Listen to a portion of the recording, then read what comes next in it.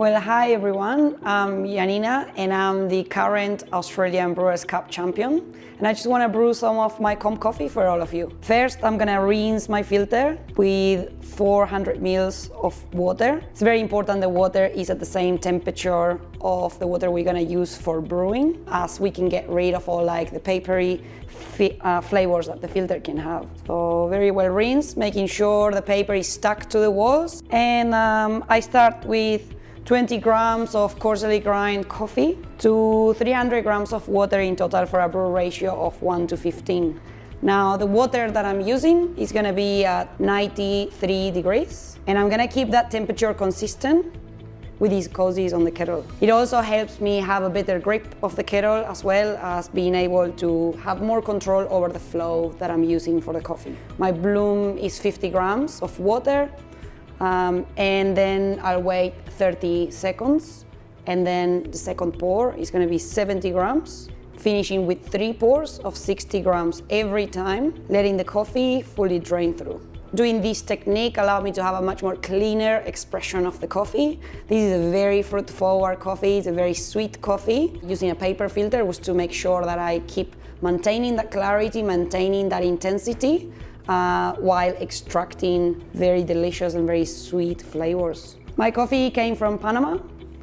It was sourced from Finca Debra, and it's a geisha variety. This coffee was made in collaboration with Jamison Savage. I was very, very happy and proud to be able to present it at Worlds. I tried many different brewing equipments. I chose to go with the Hario V60, the metal cone, because the fast heat exchange allowed me to have a much more intense aromatics on the coffee, but using the size #1 paper filter, as this was the filter that would fully stick to the walls. This means now the coffee is in a much more optimal contact with the shape of the V60, allowing for a much more even drainage and consistent brewing. So for the tasting of the coffee, I use an infrared temperature gauge that was made in collaboration with Angus Mackey and Breville. Now what this helped me was to make sure that I was able to guide the drinking experience throughout the different temperature stages of this very complex coffee. Opal has a lot of flavors, but it's very different at different temperature stages. So